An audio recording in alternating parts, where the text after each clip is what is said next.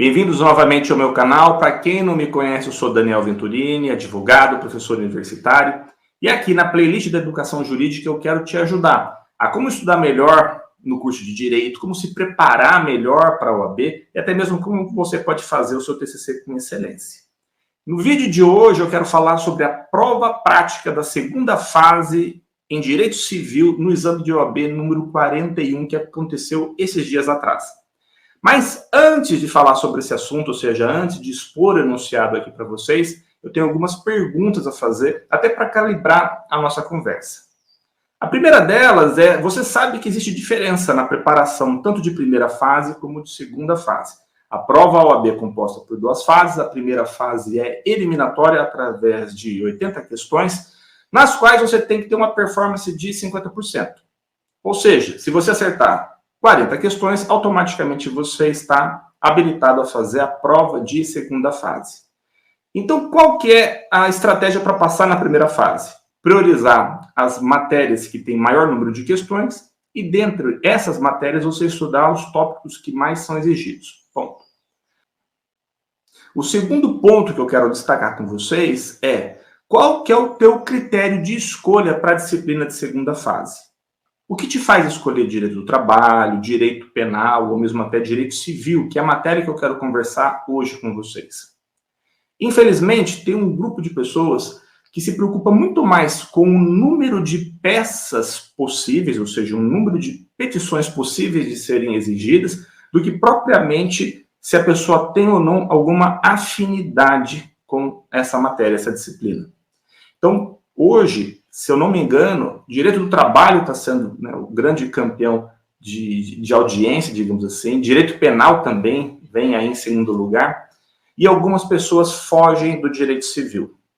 Mas esse critério de uma suposta facilidade pelo menor número de peças possíveis de serem exigidas pode representar um grande erro estratégico. E eu quero falar um pouquinho disso com você antes da gente mexer com a questão.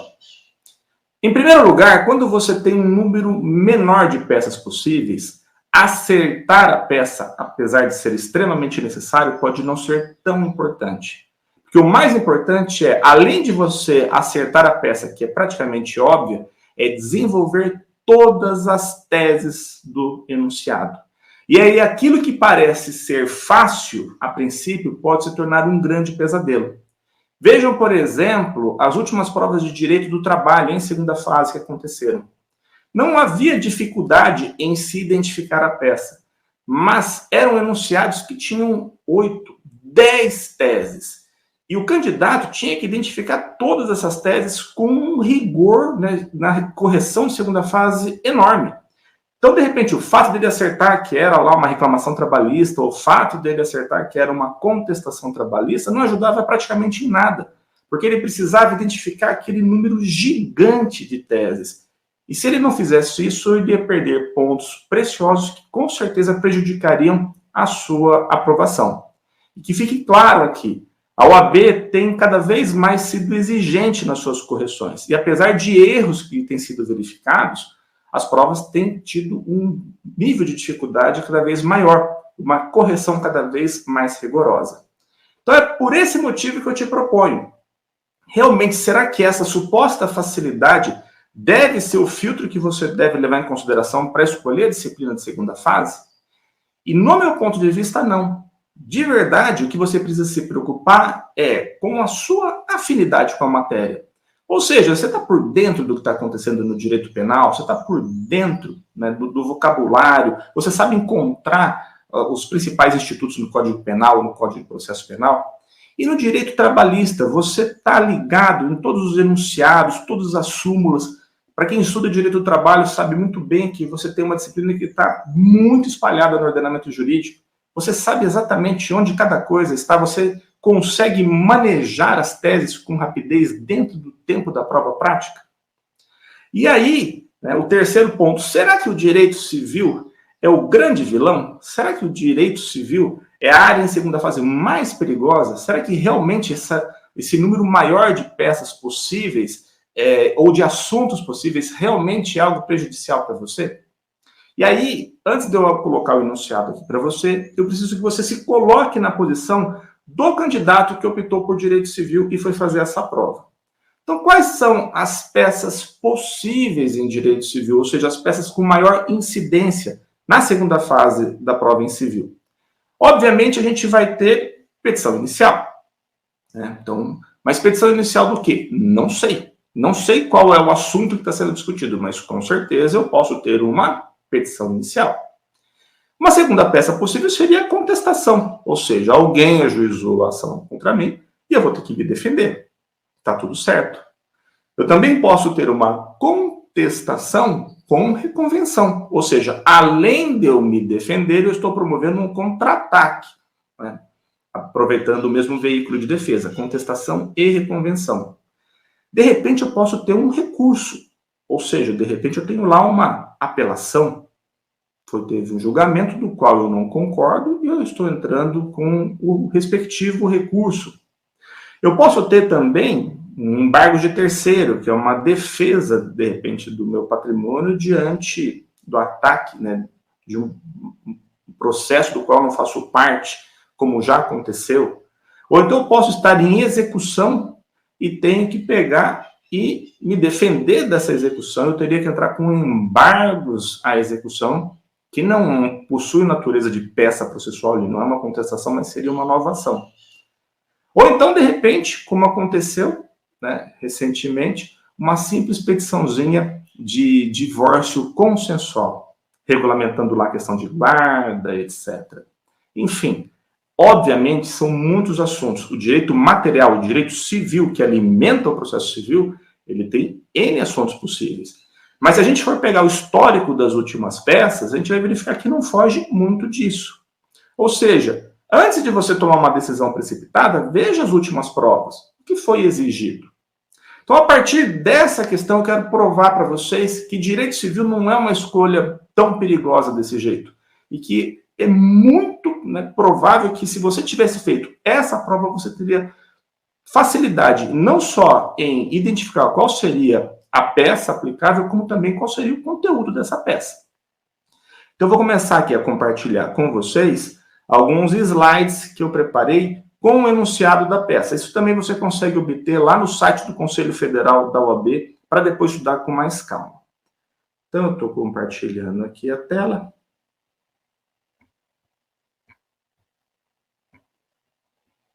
E aí a gente já tem a condição de verificar. Essa é a primeira parte do enunciado. Então, só para você entender como é que está essa apresentação que eu fiz para vocês, eu destaquei aí aquilo que é de importante, os assuntos importantes em amarelo, e em verde eu coloquei os sujeitos da questão.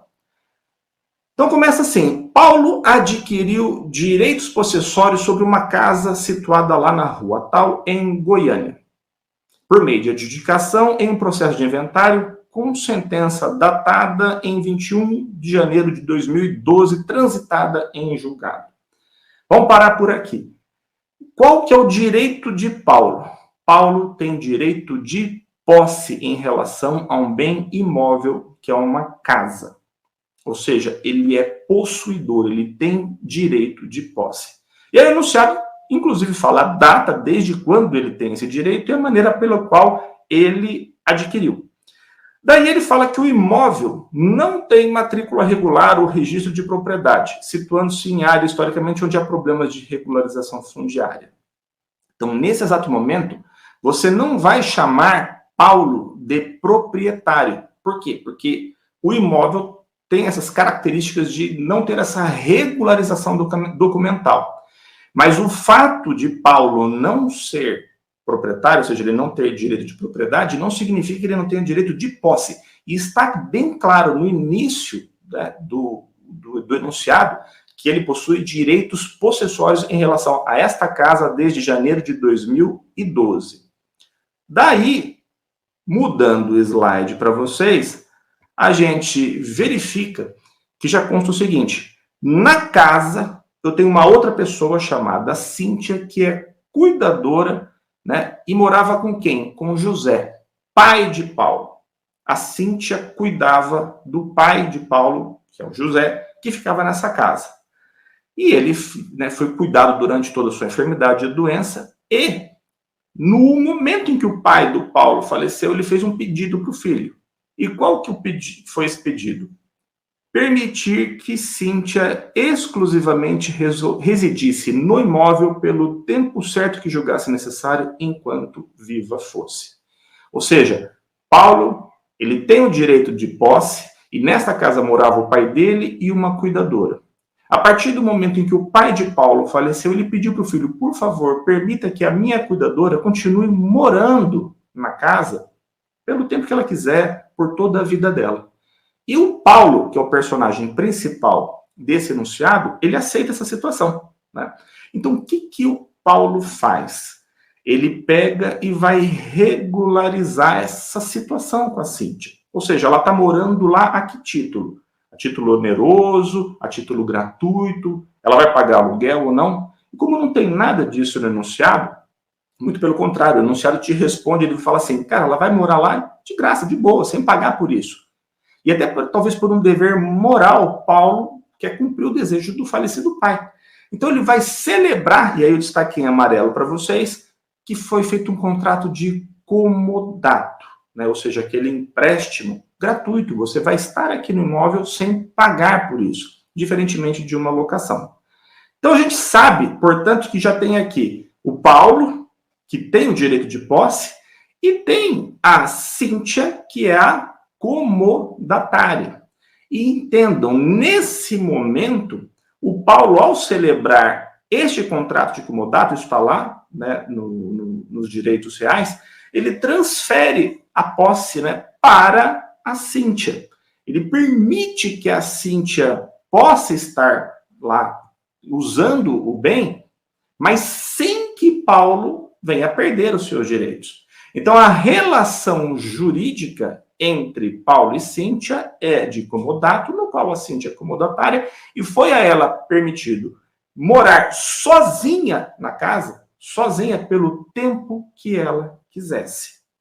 Mas isso faz com que Paulo venha a perder o seu direito de posse? Em momento algum. Então, a gente está aí com uma situação jurídica totalmente irregular, e aí fala, inclusive, né, que a Cíntia é comodatária. Beleza, até aí tá tudo bem.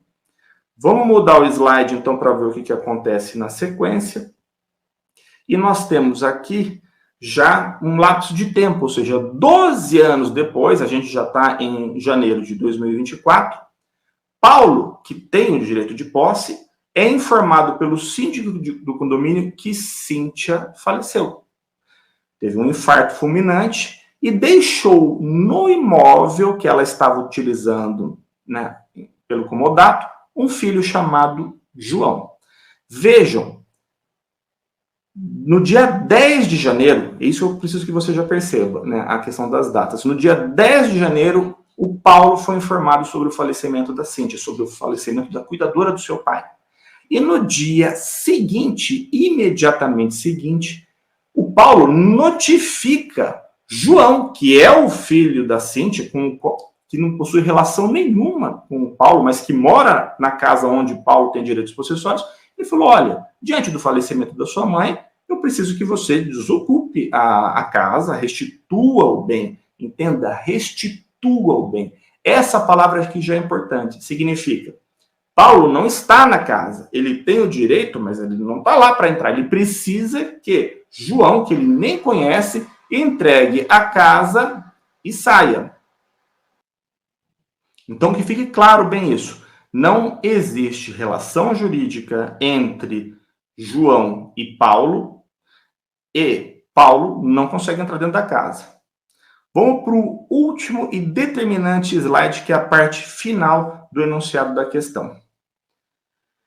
Ocorre que João descumpriu a ordem, ou seja, João foi notificado por Paulo, ele tomou conhecimento de que Paulo queria retomar a posse da casa, e ele enviou uma contranotificação, ou seja, uma resposta, e tem a data lá, dia 21 de janeiro de 2024, informando que não reconhecia a posse de Paulo. E aí, por que ele fala que ele não reconhece? Primeiro, porque realmente é um imóvel que tem a sua propriedade não definida, irregular, ele não está com a sua propriedade regularizada, e Como um segundo argumento, ele fala que ele, João, seria o verdadeiro dono do bem por força de uso capião. E a gente sabe que a uso capião é uma forma de aquisição originária da propriedade, né? Mas ela sempre está envolvida com o quê? Com uma ideia de que o proprietário original, né, aquele que tinha a propriedade, ele não cuida da coisa e a pessoa, né, que efetivamente está lá e se apresenta como dono e age como dono sem qualquer tipo de resistência, sem qualquer tipo de oposição, ele vai, com o passar do tempo, adquirir esse direito de propriedade. Então, simplesmente aqui apareceu a palavra usucapião, que foi a justificativa. E aí, obviamente, a gente vai encontrar no enunciado algumas informações, a gente já sabe onde está o imóvel, aqui consta o valor, que isso é para você ter uma noção do valor à causa, mas vem a parte finalzinha do slide, na qualidade de advogado do Paulo, ou seja, de quem tem os direitos processórios, elabore a peça processual cabível para a defesa imediata dos interesses do seu cliente, indicando os requisitos e fundamentos. Galera, então eu vou interromper aqui o compartilhamento só para a gente avançar no nosso estudo. Então, você imagina que você é o advogado desse Paulo, e o Paulo vem e te procura para ter essa conversa, e te explicar, te contar essa história. Então, o primeiro momento que você tem que ter na sua cabeça, e você já sabendo quais são as peças processuais possíveis, né, de serem exigidas, qual seria a peça processual aqui? A gente está falando de algum cliente que foi citado e precisa se defender? Não, a gente não. Então, você já afasta a questão da contestação, da reconvenção. A gente está falando de um processo que já estava em tramitação, foi julgado, o seu cliente perdeu, ele está precisando recorrer? Claro que não, então também já afasta aí a ideia de apelação. Portanto, tem cheiro do quê essa peça processual? E é óbvio que a resposta é uma petição inicial. O cliente está falando para você, olha, eu tenho direitos processórios sobre uma casa, tem uma pessoa que está morando lá de favor, essa pessoa não quer sair, e eu não consigo mais entrar na minha casa. Ele se recusa a sair da casa. Então, é uma petição inicial? Sim, tranquilamente. Mas petição inicial do quê? Qual seria a ação? E aí, vejam de novo depois com o tempo na casa de vocês, baixem, né, o enunciado dessa prova, está disponível lá no site do Conselho Federal do AB, e vocês vão verificar que logo no comecinho do enunciado, né, o examinador deixa bem claro para você, Paulo adquiriu direitos possessórios. Ou seja, a gente não está discutindo aqui propriedade, a gente está discutindo posse. Ninguém tem a propriedade. Foi falado um tal lá de uso capião, mas João não ajuizou a ação de uso capião. O seu cliente, que é o Paulo, não foi citado em uma ação de uso capião. Muito pelo contrário. É ele que quer entrar dentro da casa, é ele que quer retomar a sua posse, é ele que quer exercer diretamente a sua posse. Então, a gente está falando de uma petição inicial de uma ação possessória. E aí, o que você tinha que lembrar? Cara, quais são as petições, né? Quais são as ações possessórias? A gente tem lá reintegração de posse, manutenção de posse, interdito proibitório, como três ações possessórias possíveis. E qual que é a diferença entre elas? A reintegração de posse é para quem perdeu a posse. Eu não consigo exercer o meu direito de posse. A manutenção de posse é para quem está exercendo a ação de posse, mas está exercendo a sua posse, mas está na iminência de perder esse direito de posse. E o interdito proibitório é aquele que está com medo, está sofrendo uma ameaça, que é menor do que, né, a turbação da manutenção. Ou seja, quais são as palavras-chave?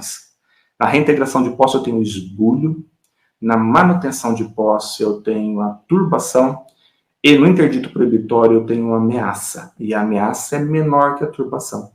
Aí eu te pergunto, para você, candidato, o que aconteceu aí?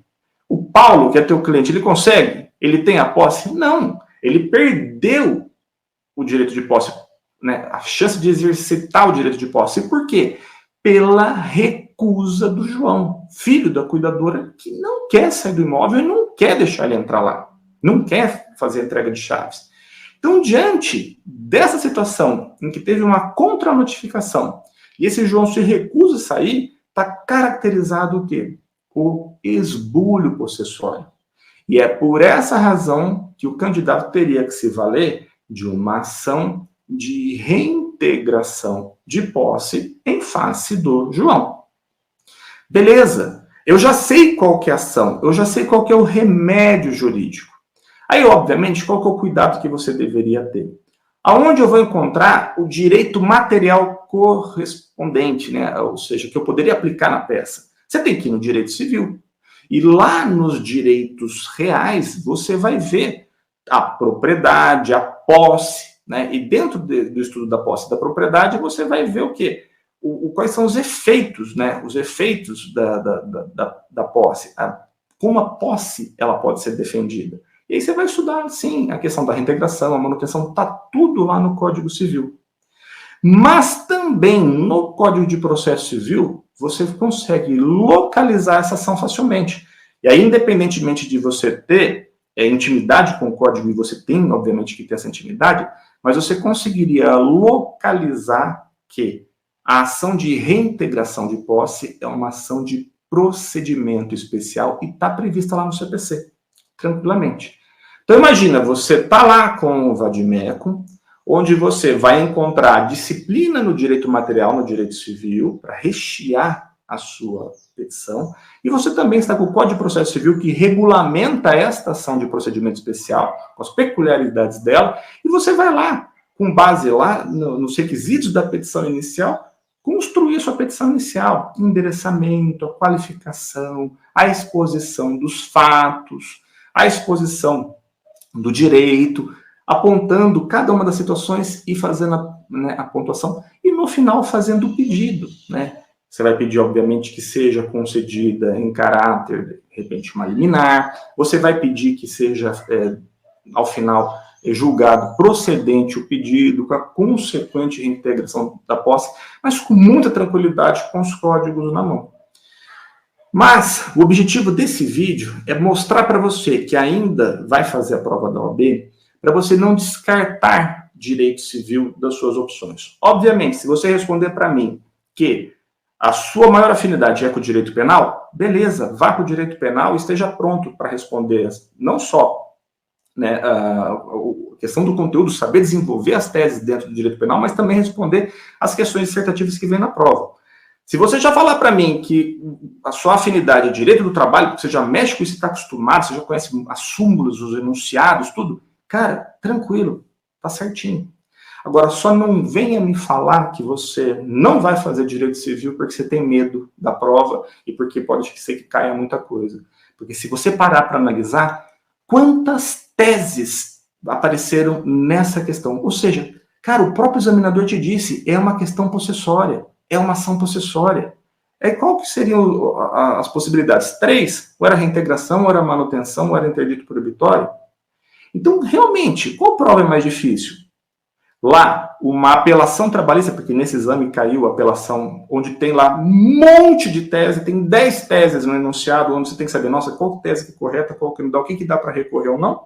Ou uma petição inicial de uma ação super tranquila de fazer, onde você só vai pegar ali o trechinho do Código Civil, adaptar com os elementos fáticos do enunciado e responder.